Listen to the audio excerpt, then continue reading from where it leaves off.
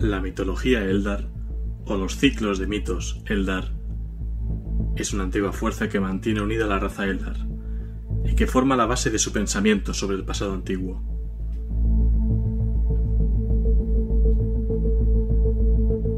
Había varios dioses en los mitos Eldar, pero todos menos tres, Zegorak, Isha y Cain, fueron destruidos en la caída de los Eldar. Se dice que un nuevo dios, Enead, está formándose a partir de las almas de los Eldar muertos en el interior de los circuitos de la infinidad de los mundos.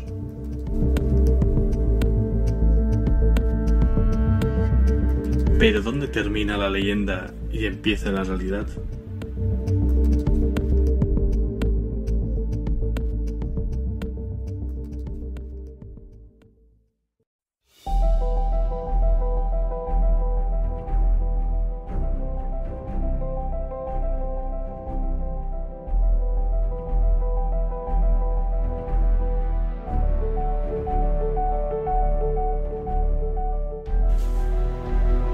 Un saludo, bienvenidos a la Biblioteca de Tizca, vuestro podcast en castellano sobre trasfondo de Warhammer 40.000.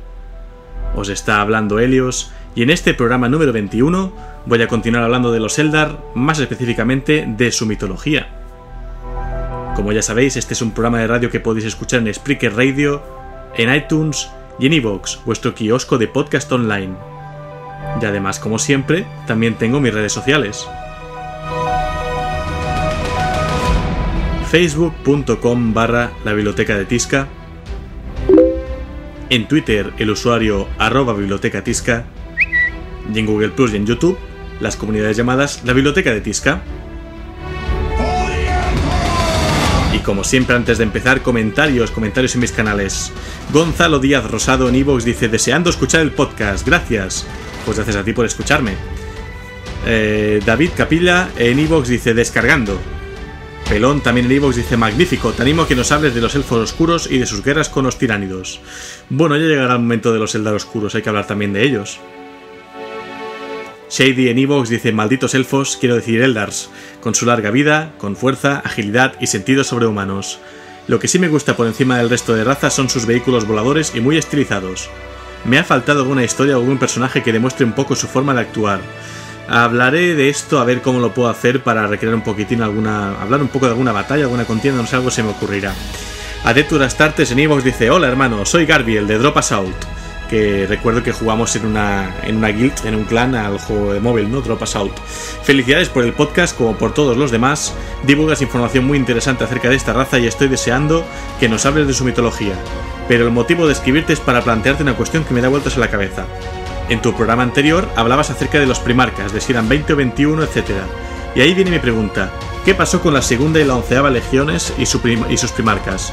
Todos, o casi todos, sabemos que no existen registros en los archivos imperiales acerca de ellas, que fueron borrados, como se suele hacer con algo que no se quiere que se sepa, por poder perjudicar la verdad imperial.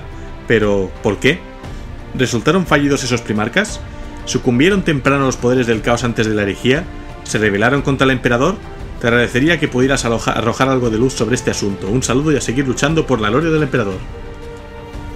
Pues es un tema interesante, no hay mucha información y también es un poco contradictoria porque, por ejemplo, en el códex de segunda edición se mencionaba que las legiones fueron eliminadas después de la herejía.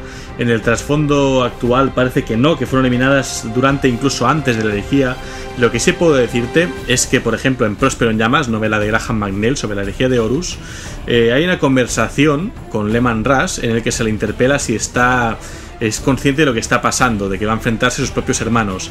Y Leman Russ afirma que esto ya ocurrió anteriormente. No sabemos si se refiere a cuando se enfrentó a Lionel Johnson en Los Ángeles Sangrientos, quizá a Los Ángeles Oscuros. Tampoco sabemos si se refiere al enfrentamiento contra Devoradores del Mundos, o quizá que fue llamado ya anteriormente para aniquilar otras legiones y no lo de los 1000 hijos como primer lugar. ¿Quién sabe? Lo que sí se sabe es que hubo 20 primarcas, 21 si contamos que Alfarius tenía su hermano gemelo Omegon. y que todas estas regiones realmente se encontraron. Pues se sabe que en el Palacio de Tierra había 20 estatuas, una por cada primarca canónico. El tema es que cuando hay el asalto final a Terra, 2 de estas estatuas, las pertenecientes al segundo y 11º primarcas, ya están desaparecidas, están los huecos vacíos. Así que algo terrible debe ocurrirles y no sabemos si algún día sabremos qué ocurrió realmente. No puedo arrojar más luz que la que hay. Damián G. Ponce en Inbox comenta: ¡ay, estos trágicos orejas picudas! Siempre tan elitistas y plenos de secretos, que shakespearianos que son. En fin, a ver la siguiente parte, que su lore también es muy interesante y carnavalesco. Espero ir sobre la biblioteca negra de que Azek Ariman tanto se empeña en buscar. Por cierto, Helios, acabo de leer Los 1000 hijos, el nombre del podcast. ¿Es por simpatía a la Legión de Magnus? Que a mí personalmente me encanta y veo como terriblemente trágica. Sí, efectivamente, y lo comenté en el primer programa, que la biblioteca de Tisca tiene 2 referencias clave. Una es la biblioteca de Trantor, podcast que admiro y que tomé como ejemplo para hacer este proyecto mío. Y luego, por otro lado, obviamente, la biblioteca de Tisca, ¿no? Esta gran ciudad arrollada, destrozada por los lobos espaciales y las manos del emperador en Próspero en llamas. También comenta: en Cicatrices, número 28 de la Herejía de Horus, hay una conversación entre Yagatai y un cacho de Magnus muy reveladora del trasfondo de los primarcas. No sé a qué fragmento se refiere porque no he leído este libro todavía, no he leído Cicatrices. Ahora mismo estoy acabando con Fulgrim y después me pondré con el arco de Calf. Un saludo, sigue así, que es una ilusión cada vez que hay un podcast nuevo. Pues espero que te haga mucha ilusión este. Carmelo en Evox dice: gracias, Helios. Se hace larga la espera para el 21, y es que cualquiera de las razas da para mucho. Pero los Eldar, a diferencia de las demás, a excepción de humanos, tienen muchas facciones. Estaría fenomenal escuchar algo sobre grandes héroes y villanos. También Eldar oscuros, y otra que otra contienda contra el emperador y sus niños en todo lo suyo. A lo que tengo ganas de echarle mano es a la novela Path of the Warrior, que creo aún no se ha traducido al español. Un abrazo y felicidades por un gran trabajo. Pues gracias por escucharme. Antonio J. Ariza Molero dice: soy Antonibus. Genial como siempre, una vez más nos amenizas en mi caso las tardes de pintura. Me encanta escuchar sobre otros ejércitos, ya se sabe, conoce a tu enemigo. Y me gusta saber más sobre el culto Genestealer. Creo que tiene una historia muy interesante. Y su relación con los ángeles oscuros. Pues esto tengo que documentarme porque los cultos Genestealers los conozco muy poquito. Ángeles oscuros sí que estoy familiarizado con su trasfondo. Más tarde también comenta: ya solo me quedan 800 guardias imperiales de Krieg. Voy a buen ritmo. Me pregunta un nuevo adepto si sabéis algo de su facción de los marines escorpiones rojos. Pues la verdad es que son un capítulo muy sui generis. Se sabe que son muy puristas, es decir, se niegan completamente, aunque respetan el Codex Astartes, se niegan completamente a tratar con cualquier cheno, con cualquier herejía, con cualquier incluso humano o compañero que haya sido, en su opinión, mancillado, ¿no?, por la corrupción. Es decir, que no podían servir nunca en un mismo escuadrón con Raldings, Squads u otra facción, digamos, que no sea puramente humana. Además, tiene una curiosidad, y es que muchas veces como líder de escuadrón, de táctica, se puede ver un apotecario en lugar del usual sargento, que es lo más clásico entre los capítulos de marines. No sé mucho más que ellos, la verdad es que es como todo, tienes 1000 versiones, 1000 capítulos, 1000 filosofías del combate, ¿no?, entre una misma facción. Ponimo Mivox dice: orejas picudas, tostadoras, marines con pinchoz y marines sin pinchoz, humanitos de piel rozada.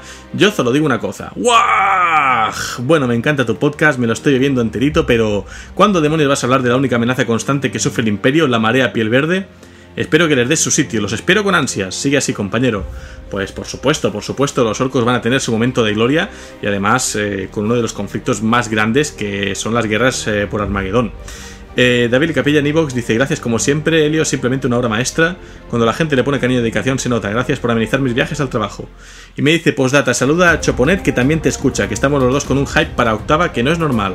Pues un saludo, Choponet, y también para ti, Davili. Sí, hoy por ejemplo se ha sabido ya el contenido de la caja. Efectivamente son Guardia de la Muerte versus esos marines espaciales primaris, ¿no?, más altos. Se han tomado algo han tomado Petit Suisse para crecer un poco más.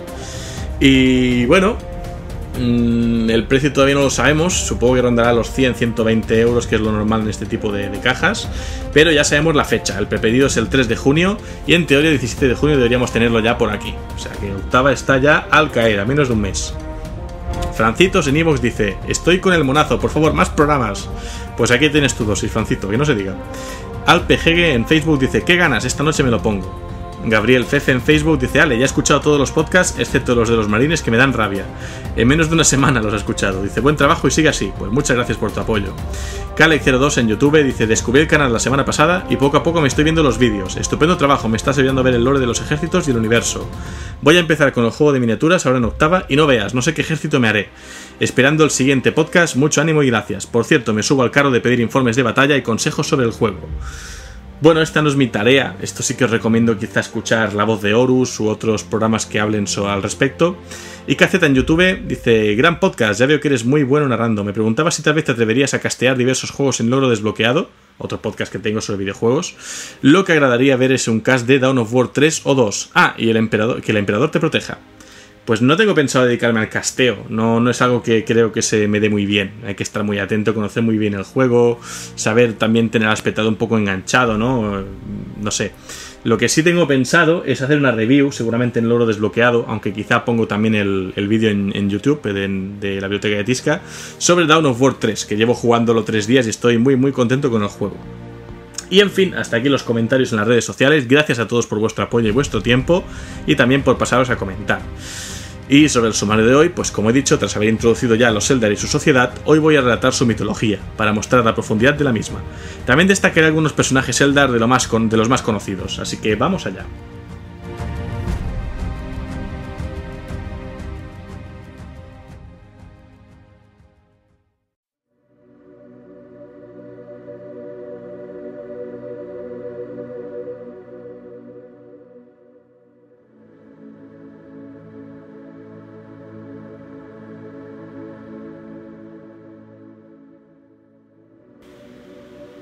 Los Eldar son los hijos de Isha, la diosa de la cosecha, y Kurnouz, el dios de la caza.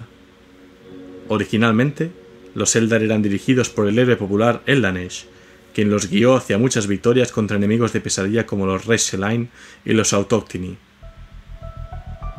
En los días antiguos no había ninguna barrera entre los dioses y los mortales. Las deidades caminaban entre los Eldar, enseñándoles y dirigiéndoles en una era de paz y prosperidad.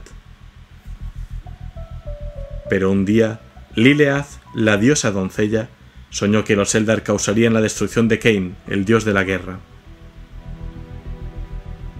Como Lilith era famosa por sus sueños proféticos, Cain se lo tomó muy en serio y decidió borrar la raza Eldar de la galaxia antes de que ellos pudieran destruirle. La subsiguiente matanza fue de tales proporciones que Isha, diosa de la tierra, pidió a Asurian que la detuviera. Asurian lo hizo y creó una barrera entre los Eldar y sus dioses, separándolos para siempre, y decretó que ningún dios debía intervenir o comunicarse con los Eldar nunca más. De este modo, la guerra de Cain contra los Eldar se detuvo, por un tiempo.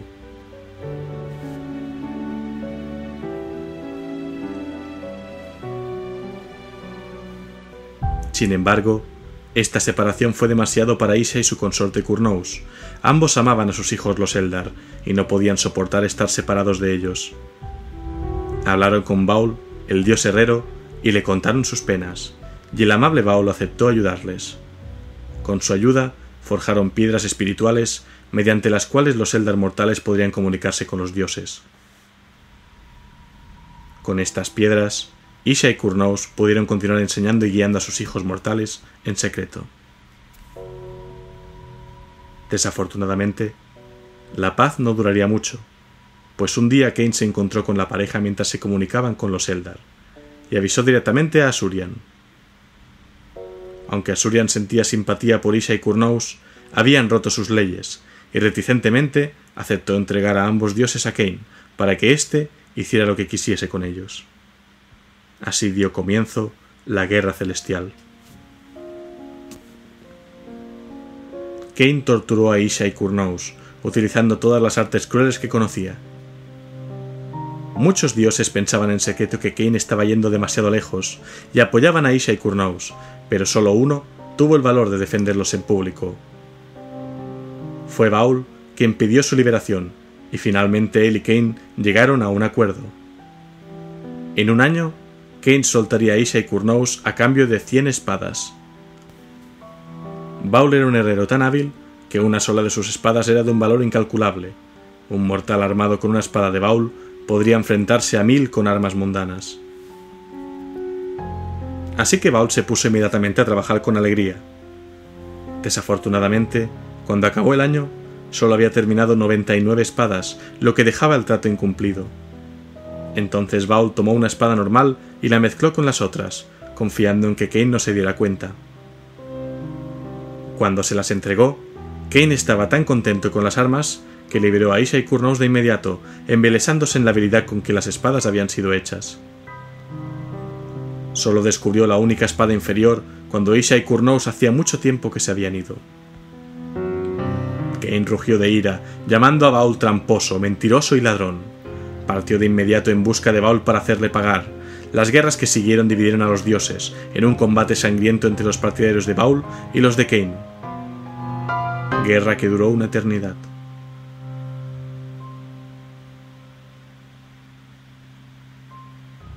Los dioses cambiaban de bando y se realizaban grandes hazañas y perfidias en ambas partes, mientras la guerra era imitada por los Eldar mortales en su reino. Asurian nunca tomó un partido, contemplando impasible la carnicería y lamentándose por su impetuosidad al sentenciar a Isha y Kurnouz. Baul volvió a forjar la última espada, aquella que no había logrado terminar para Kane, la mayor de todas, y la llamó Anaris. Armado con este arma, Baul se adelantó para luchar contra Kane. Fue una larga y dura batalla, pero incluso con Anaris, Baul no era rival para el dios guerrero. Kane derribó a Baul, mutilando al herrero y encadenándolo a su propio yunque. Sin embargo, el halcón, Faolku, consorte del gran halcón, quien había luchado por Baul, tomó la espada a Anaris y se la entregó directamente a Eldanesh, el mayor de los Eldar mortales. Con Anaris en la mano, Eldanesh de la Luna Roja retomó el combate y se enfrentó a Kane en solitario. Eldanesh luchó bien, pero al final también fue derrotado por Kane, con su cuerpo aplastado por el del dios de la guerra. Al matar a Eldanesh, las manos de Kane empezaron a gotear sangre roja, y desde entonces fue conocido como Kaela Mensha Kane, es decir, Kane de la mano ensangrentada. Asurian había visto suficiente y declaró el fin de la guerra. Kane, completada su venganza, abandonó satisfecho el campo de batalla. Así terminó la Guerra de los Dioses.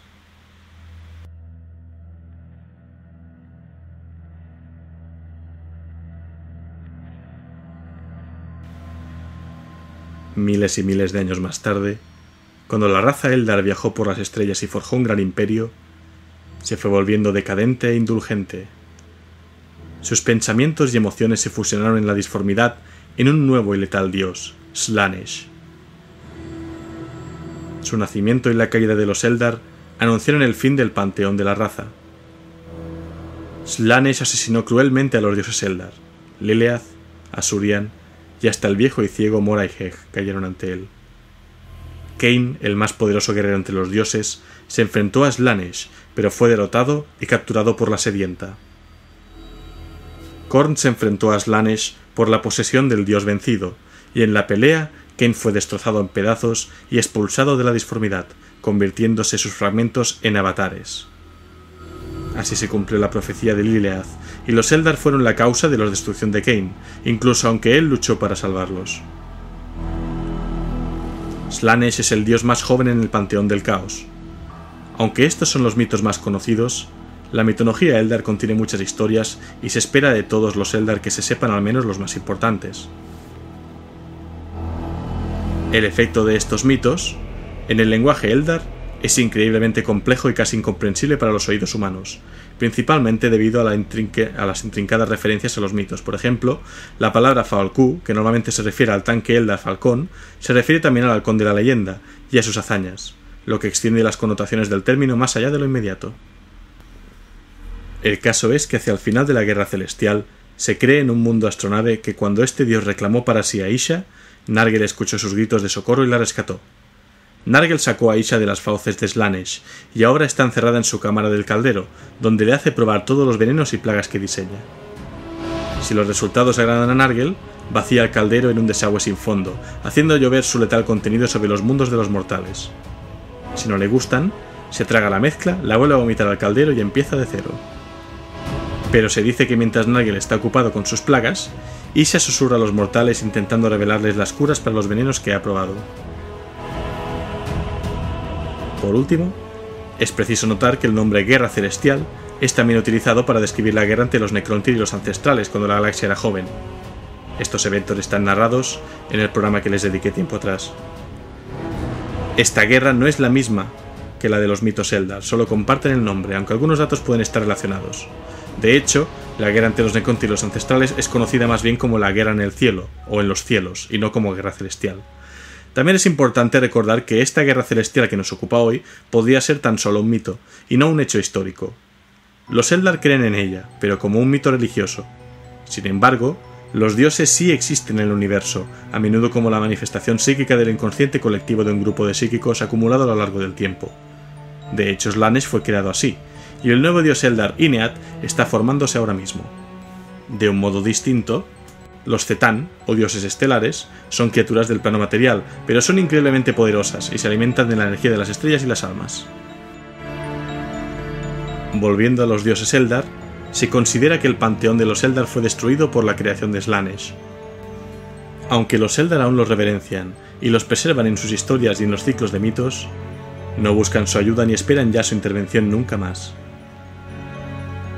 A continuación, pasaré a enumerar los dioses más populares de los Eldar. En primer lugar está Asurian, a veces llamado el Rey Fénix. Asurian era el rey del panteón de los dioses Eldar. Aunque los ciclos de mitos parecen indicar que mantenía un influjo sobre todos los demás dioses, fue consumido de todas formas por Slaanesh. Es representado a menudo con fuego y luz, sus símbolos principales. También tenemos a Gea, consorte de Cain y Asurian. Tenemos a Huek. Tenemos a Zegorak, o el dios que ríe, que es el dios de los arlequines, una facción que ya mencioné en el programa anterior. Es el otro dios superviviente del panteón, del cual era el tramposo y el artista. Cuando todos los otros dioses fueron destruidos, Zegorak huyó de Slaanesh hasta que Cain se alzó para batallar con él. Entonces, el dios que ríe aprovechó la oportunidad para escapar al reino de la telaraña, pues era el único que conocía todos los secretos de sus pasadizos. Amo de los arlequines Eldar, Zegorak es el único dios Eldar que aún conserva su forma original. A continuación tenemos a Isha, madre de la raza Eldar. Es una diosa de la fertilidad en muchos aspectos. Fue apresada por Cain durante un tiempo hasta que Baal pagó su liberación. Es representada a menudo llorando, y su símbolo es un ojo lloroso, que simboliza su pena al verse separada de sus hijos mortales. Se dice que sus lágrimas fueron convertidas en piedras espirituales por Baal, para que pudiera comunicarse con sus hijos. Y se rumorea también que fue rescatada de las fauces de Slaanesh por Nurgle y que actualmente es su prisionera. Tenemos a Kael-Amenhotep Cain, el dios de la guerra, a Kurnouz, dios de la caza y padre de la raza Eldar, además de compañero de Isha. Kurnouz es representado a menudo con perros, halcones y otros elementos relacionados con la caza.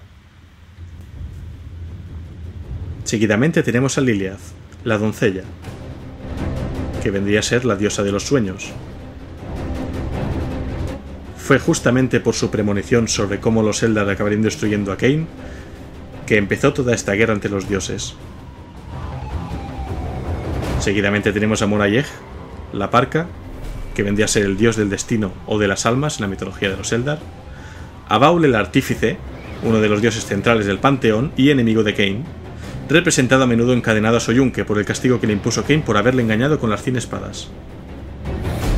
Por último, voy a hablar un poquito sobre Ineath, el dios de los muertos, un dios en potencia formado a partir de las almas de los Eldar muertos contenidas en el circuito de la infinidad. Recordemos que cuando los Eldar mueren, para que sus almas no regresen, digamos, a Slaanesh, que es el destino final de toda alma Eldar, quedan en los circuitos de los mundos astronave, ¿vale? Entonces, Ineath representa la última y débil esperanza de los Eldar de derrotar a Slaanesh. Los Eldar creen que las almas contenidas en los circuitos de infinidad de todos los mundos astronave están formando un nuevo dios que podrá derrotar a Slaanesh y liberar a su alma racial de la extinción. Aún así, las almas contenidas en los circuitos solo pueden desplegar un poder mínimo comparado con Slaanesh, y por eso los Eldar creen que una vez que todos los Eldar hayan muerto y sus almas hayan combinado en lo que llaman Ineath, tendrá este el poder de enfrentarse y derrotar finalmente a Slaanesh. Para saber más sobre INEAD os aconsejo leer la segunda campaña de Gathering Storm, la que habla de la fractura de Biel-Tan. Es muy interesante y de hecho si queréis también podéis escuchar el programa en La Voz de Horus, donde se habla de todos estos sucesos. Ahí sabréis más sobre qué está pasando actualmente con los Eldar y con INEAD. Y habiendo hablado hasta aquí de la mitología de los Eldar, un poco sobre este panteón de los dioses, y también sobre los altercados, ¿no?, y relaciones que tuvieron entre ellos, y con la raza Eldar también de por medio, voy a pasar a hablar un poco sobre Eldar conocidos. Esto también lo hice con los Necrones, quiero hacerlo también con los Eldar. En primer lugar voy a hablar de Eldrad Ulthran, quizá la figura más famosa de los Eldar actualmente, el vidente más poderoso y longevo del mundo astronave Eldar de Ulwe, y quizá el psíquico más dotado jamás nacido entre los Eldar. Su increíble previsión ha salvado muchos miles de vidas. Entre los logros de Eldrad se cree que se encuentran provocar la segunda guerra de Armageddon para salvar las vidas de 10.000 Eldars, así como también la purga de Sanapan, la aniquilación de Mortis y la tercera venida de Orion. También se dice que advirtió al Imperio de la inminente traición de Horus, y a los Eldar de Yanden de la llegada de los tiránidos. Creó y llevó consigo al combate el báculo Ulthamar, y su resistencia y su poder han sido una inspiración constante para la decadente raza Eldar. Por desgracia, Eldrad murió a manos de un avatar de Slaanesh durante la 13ª Cruzada Negra en el año 999 de 1941, cuando intentaba salvar el mundo de Cadia de ser destruido por una fortaleza negra habitada por la aplastante presencia psíquica del mismísimo Príncipe del Caos. Para más detalles, pues tenéis el podcast sobre la 13ª Cruzada Negra, y también os aconsejo leer el Gathering Storm número 1. El siguiente personaje del cual voy a hablar es el Príncipe Iriel, gran almirante y autarca del mundo astronave Yanden, un brillante aunque algo imprudente comandante de la flota de Yanden. Él no es de sangre pura Yanden, pero es honrado como uno de los mayores defensores y servidores del mismo. Al principio fue exiliado cuando lideró un ataque preventivo y exitoso contra una flota del caos que dejó al mundo astronave abierto al ataque, causando la muerte de miles de Eldars. Jurando entre las sombras nunca poner un pie en su antiguo planeta natal, él y su equipo formaron una flota de corsarios, la llamada los Incursores de Eldritch, que se hizo famosa en toda la galaxia en solo unas décadas, todo un testimonio de la habilidad de Iriel. Él y su flota salvaron a Yanden en un momento de mayor necesidad, en la invasión de los tiránidos de la flota enjambre Kraken en el año 992 de 1941. Cuando el mundo astronave estaba a punto de caer, Iriel y sus Incursores de Eldritch volaron un agujero considerable en la flota tiránida y reforzaron las fuerzas de Yanden dentro de los pasillos y superficies de Yanden. El mismo Iriel mató al líder de las Hordas, una criatura supuestamente invencible, y la mató con la lanza del crepúsculo, un artefacto maldito que contiene el poder de una supernova. Entonces Iriel fue restaurado a su posición como autarca de Yanden y gran almirante del mundo astronave. Por mencionar otro personaje más, vamos a hablar de Azur-Men, conocido como la mano de Azurian o la mano del Rey Fénix, y originalmente llamado Iliathin. Fue el primer señor Fénix Eldar, fundando la Senda del Guerrero y numerosos templos especialistas de los Vengadores Implacables. Todo esto por los mundos astronave, claro. Sus discípulos directos, los Asuria, fundaron sendas propias. También se encuentra entre estos personajes Hain-Zar, conocida como la Tormenta Silenciosa o la Acechante del Vacío. Es la señora Fénix de la Senda Eldar de los Espíritus Aullantes y fue la primera alumna de Azur-Men, y es la más activa de sus hermanas de armas en la lucha contra el caos. También tenemos a Bajarrot, el Grito del Viento, o la Muerte en el Viento, señor Fénix de la Senda de los Halcones Cazadores, como ya comenté en el programa anterior. Tenemos a Calandras, Cazador de las Sombras, el señor Fénix de la Senda Eldar de los Escorpiones Asesinos, y es el señor Fénix más misterioso, sustituyó al Fénix caído, Arja, al frente de la senda. Tenemos a Fuegan, conocido como la Lanza Ardiente, y señor del Fénix de la Senda Eldar de los Dragones Llameantes, a Maugan Ra, conocido como el Cosechador de Almas, y señor Fénix de la Senda Eldar de los Segadores Siniestros. Tenemos a Irilith, conocido como la Sombra del Crepúsculo, es el señor del Fénix de la Senda Eldar de los Espectros Sombríos, y ha reaparecido recientemente en Betalis 3, tras milenios de ausencia, y con él también aparece su extinta senda. Tenemos a Maka, vidente Eldar perteneciente al mundo astronave de Biel-Tan, una poderosa psíquica que encerró al gran demonio del caos que corrompió a la población de Tartarus en el Maledictum, un poderoso artefacto Eldar. Este personaje aparece también en Dawn of War 3, el videojuego reciente para PC. Tenemos a Talder, la Soñadora, una vidente Eldar del mundo astronave del Ulwe, que lideró las fuerzas de combate que participaron en los sucesos de Lorn 5 y la Cruzada Oscura de Cronus. Seguidamente menciono a Kaeris, vidente del mundo astronave del UE y la líder de las fuerzas Eldar en el sistema Kauraba, elegida para ser la sucesora de la vidente Talder. Los Eldar establecieron su base en un lugar sagrado para ellos, de Kauraba 3, donde hace millones de años sus antepasados destruyeron una manifestación del Zetán, conocida como el Embaucador, mientras derrotaba a las fuerzas necronas locales. Recordemos que el Embaucador fue el Zetán que ofreció el trato al Rey Silente para convertir en inmortales a los Necrontyr, empezando así su biotransferencia. De las facciones enfrentadas en el sistema, el Arconte Taril del Corazón Negro de los Eldar Oscuros consideraba a Lord Firaeus, Carron y a la vidente Kaeris como los comandantes menos estúpidos de entre los que estaban, lo cual, viniendo de un Eldar Oscuro, es más que un piropo. Menciono también a Idranel, que es el nombre de una vidente Eldar perteneciente a las fuerzas del mundo astronave del UE, que se enfrentó a las fuerzas de la Aetus Astartes durante la Cruzada Aureliana. Ya casi terminando tenemos a Slaugda, miembro de la Cábala, y a Kyleth, autarca del mundo astronave Alaitok. Estos quizá, si buscáis en Wikihammer y en otros sitios, son los Eldar más populares. Aunque bueno, ahora mismo a raíz del Gathering Storm se están hablando de otros también. Y bueno, hasta aquí viene este relato de hoy acerca de la mitología de los Eldar.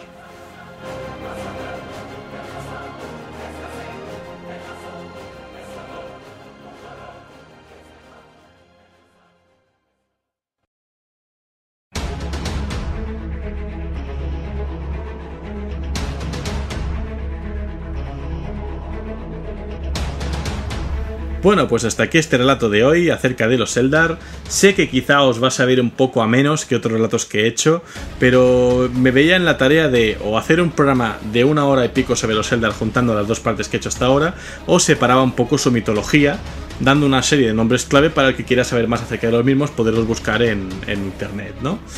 Lo que sí quiero hacer es un tercer programa sobre lo que serían los Eldar, para hablar un poco de alguna batalla, algunos eventos, algunas guerras, quizá de las más famosas.